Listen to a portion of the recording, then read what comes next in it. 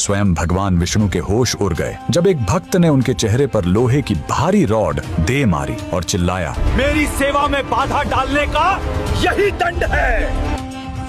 जी हाँ, भक्त ने भगवान को सजा दी और उस चोट का निशान आज हजारों साल बाद भी भगवान की मूर्ति पर मौजूद है। बात 11वीं सदी की है। रामानुजाचार्य के एक शिष्य थे अनंतलवार। उन्हें तिरुपति के पहाड़ों पर भगवान के लिए फूलों का एक बगीचा बनाने का काम मिला। अनंतलवार अपनी भक्ति में इतने जिद्दी थे कि उन्होंने तय किया, इस सेवा में मैं किसी की मदद नहीं लूंगा। वो अपनी गर्भवती पत्नी के साथ खुद मिट्टी खोदते, पत्थर उठाते। उन्हें लगता था अगर किसी और ने मदद की तो मेरी भक्ति कम हो जाएगी। एक दिन जब वो पसीने से लथपथ काम कर रहे थे, वहाँ एक छोटा सा बालक आया। वह बच्चा बार बार उनकी टोकरी उठाने की कोशिश करने लगा। अनंतलवार ने उसे डांटा, दूर हटो, मुझे मेरी सेवा करने दो। लेकिन वो बच्चा माना नहीं। वो बार बार बीच में आता, कभी रास्ता रोकता, कभी मिट्टी गिरा देता। अनंतलवार को लगा ये बच्चा उनकी तपस्या भंग करने आया है। धूप तेज थी, थकान चरम पर थी और गुस्सा 7वें आसमान पर।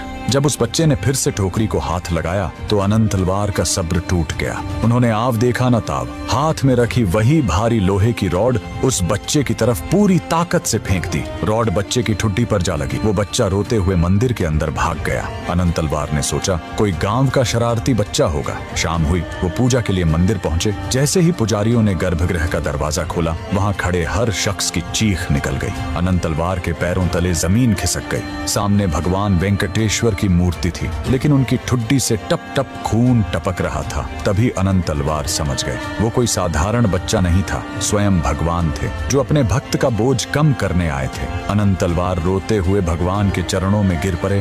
प्रभु, मुझसे घोर पाप हो गया, मुझे सजा दीजिए। तभी मूर्ति से एक आवाज आई, अनंत, रो मत। ये चोट मेरे लिए फूलों से भी कोमल है, क्योंकि ये तुमने अपने अधिकार से मारी है। लेकिन याद रखना, ये घाव अब हमेशा रहेगा, ताकि कलयुग में दुनिया को पता चले कि एक सच्चे भक्त का हक भगवान पर कितना होता है। अगर आपको यकीन ना हो तो आज भी तिरुपति बालाजी के मंदिर के मुख्य द्वार, महाद्वार की दाहिनी तरफ वो लोहे की रॉड लटकी हुई है और आज भी भगवान की ठुड्डी के उस घाव को भरने के लिए वहाँ चंदन का खास लेप लगाया